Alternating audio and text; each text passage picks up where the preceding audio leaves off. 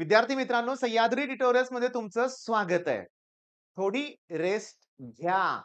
काही मुलं फिजिक्सच्या पेपरच्या वेळेस झोपलेलीच नाहीयेत. मी तुम्हाला सांगतो, मी सांगितलेलं लक्षात घ्या, की इतकं जागरण करायची गरज नाहीये. तरी जागरण, तणाव, टेन्शन, रात्रभर जागून फिजिक्सचा अभ्यास केलाय. काही हरकत नाही. मग आज थोडीशी रेस्ट घेणं गरजेचं आहे. आयोनिक आणि थर्मो तुम्हाला करायचंय. ओके. आय-एम-पी क्वेशन्स पाहिजेत माझ्याकडून. पण थांबा, मी फळ्यावर लिहिलंय काय ते बघा ना, की सगळं करावं लागेल. सगळं करावं लागेल. मी तुम्हाला सांगतो. डेफिनेशन्स म्हटलं ना, की थर्मोडायनामिक्स. मी फिजिक्सच्या अगोदर पण बोललो होतो, की थर्मोडायनामिक्स म्हणजे डेफिनेशन. तर होतं काय बघा, मी तुम्हाला क्लिअरली सांगतो. 70 पैकी एम-सी-क्यू सोडून मी 20-25 मार्काचा पेपर अटेम्प्ट झालाय ना, ठीक आहे. मला चांगला पेपर गेलेला आहे. ओके. रडत बसायचं नाही. मी सगळ्यांना सांगतो 40-50 मार्काचा पेपर अटेम्प्ट केला असतो तर दी बेस्ट आहे. काही प्रॉब्लेम नाहीये लक्षात घ्या. सिरियसली बोलतोय मी तुम्हाला. पण 40-50 चा अटेम्प्ट करायला सुद्धा सगळं करावं लागलंय मुलांना. मी तुम्हाला सांगतो फिजिक्समध्ये माझी स्ट्रॅटेजीच ती होती. 70 डेफिनिशन सगळ्या करा. त्यातले हार्मोनिक्स आलं, ओव्हरटोन आलं. डिस्ट्रिब्युटिव्हचे प्रश्न पण आलेत लक्षात घ्या. लॉ पण आले. Kirchhoff's law of radiation proof दिला होता. तो सुद्धा आला होता लक्षात घ्या. आणि अजून कुठलातरी एक लॉ आला होता ना बाळांनो. पण मुद्दा असा आहे, त्यासाठी सगळं करावं लागलं ना. सगळं करावं लागेल. मग थर्मोमधल्या डेफिनिशन कुठल्या आहेत? Open system, close system, isolated system, system, surrounding, boundary, intensive property, extensive property, isothermal process, adiabatic process, isochoric process, reversible process, state function, त्याच्यानंतर अजून राहिले एन्थाल्पीच्या ढिगाने एन्थाल्पीच येणार परीक्षेत. एन्थाल्पीच येणार. सोपं-सोपं करू नका तुम्ही. एन्थाल्पी येणार. आणि आयसोथर्मल एडियाबॅटिक आता डेफिनिशन म्हटलं की सगळ्याच करायच्या. थर्मोमधल्या सगळ्या डेफिनिशन करायच्या एन्थाल्पीच्या. ओके. त्याच्यानंतर मी तुम्हाला सांगतो डिस्टिंग्विश, मग आयसोथर्मल प्रोसेस, एडियाबॅटिक प्रोसेस. सगळ्यांचा फेव्हरेट क्वेशन आहे तो. येऊ शकतो. काही प्रॉब्लेम नाहीये.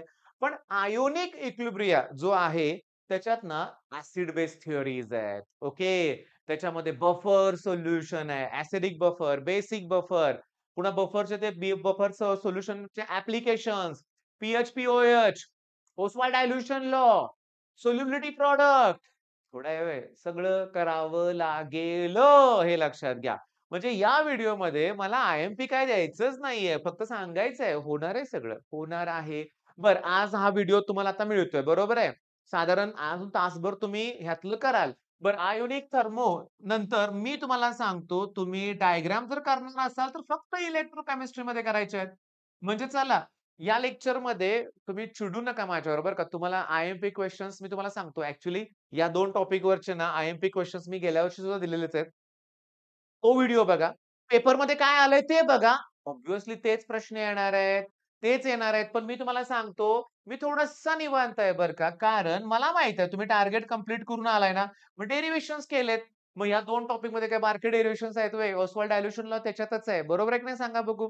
Delta H, delta U, pH, pOH पण याच 2 टॉपिकमध्ये आहे ना आयोनिक आणि थर्मोमध्ये. म्हणजे बरं झालंय तुमचं. फक्त तुम्हाला आता काय करायचंय? डेफिनिशन सगळ्या करायच्या, डिस्टिंग्विश करायचे आहेत आणि लॉज. ओके. फिजिक्सच्या पहिल्याच एम-सी-क्यूमध्ये झेरॉथ लॉ ऑफ थर्मोडायनामिक्स होता. फिजिक्समध्ये तो केमिस्ट्रीमध्ये नाहीये. पण केमिस्ट्रीमध्ये फर्स्ट लॉ आहे. केमिस्ट्रीमध्ये बहुतेक सेकंड लॉ आहे. केमिस्ट्रीमध्ये बहुतेक हेस लॉ आहे. एच-ई-डबल-एस. कोहलार्स लॉ इलेक्ट्रोकेमिस्ट्रीमध्ये आहे. पण तो करा रे, करा रे. तुम्ही ना असले प्रश्न स्किप करता. कसले? की जिथं अवघड वाटते असे प्रश्न आणि सांगू का शॉकिंगली पेपरच्या आदल्या दिवशीच मी फिजिक्सच्या वेळेस मुलांना बोललो होतो ऑफलाईन मधल्या, की तुम्ही डिस्टिंग्विश करताना एमीटर व्होल्टमीटर करताय सोपे-सोपे. हार्मोनिक्स ओव्हरटोन प्रश्न येईल परीक्षेमध्ये, पण लिहायला अवघड जाईल जर केलं नाही तर करायला लावला होता. आला प्रश्न.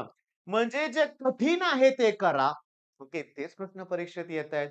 तुमचा माझ्यावर विश्वास आहे ना बाळांनो? तर मी म्हणतोय ते करा.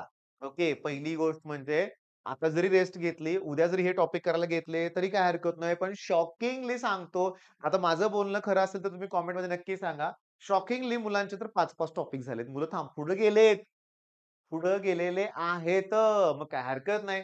मग उद्या पहाटे उठून पहाटेचा जो एकदम मस्त ब्रह्ममुहूर्तावर उठून अभ्यासाला बसणार आहे ना तुम्ही, काय केलं पाहिजे रे? तर सांगू का तुम्हाला? हे 2-3 टॉपिक करा.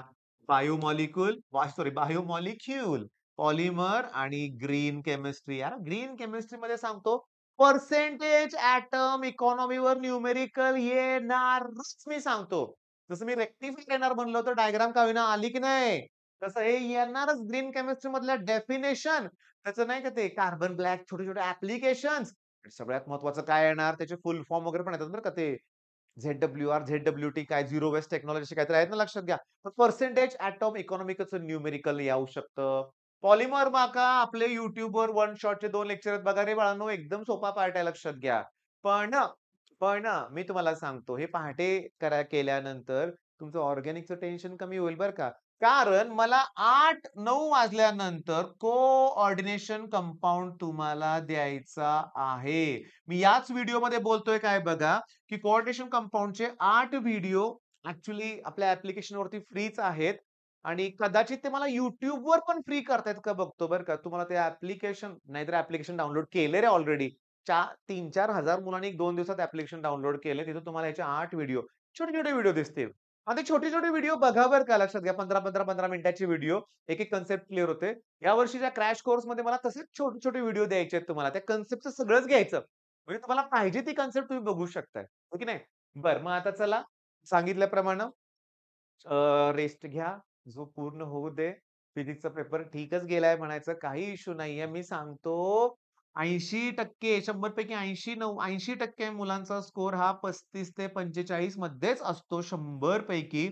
आणि तुम्ही जर 30 मार्काचा अटेम्प्ट करून आलाय, प्रॅक्टिकलचे 30 मार्क आणि 60-65 मार्क पाडत असाल, तर तो चांगला स्कोर आहे हे मी परत सांगतोय. माझ्यावर विश्वास ठेवा. परत सांगतोय. हो, आणखीन एका मुलाचा कॉल. सर आता फिजिक्समध्ये ना टोटल माझा स्कोर 60, 50, 60च होईल. मग मला सी-ओ-ए-पीला ॲडमिशन मिळवताना काही प्रॉब्लेम येईल का? नाही येणार. Grouping criteria. ओपनसाठी तो 45% आहे. म्हणजे 45 तरी किती रे 135 का रे बाळांनो? बघू, बघू. हां. बरोबर आहे. पण 134 मार्क्स सुद्धा चालतात. त्या ई-डब्ल्यू-एस असेल, एस-सी-बी-सी असेल तर 40% ग्रुपिंग क्रायटेरिया आहे. म्हणजे 119 मार्क्स सुद्धा चालतात रे. पण याच्यात सांगतो फिजिक्स, केमिस्ट्री, मॅथ्समध्ये केमिस्ट्रीला बायो ऑर आहे. केमिस्ट्रीला electronics, CS, IT, technical, bifocal सगळं ऑर आहे. मग होणार आहे सगळं. ठीक आहे मग चला थांबतोय इथं मी. All the best.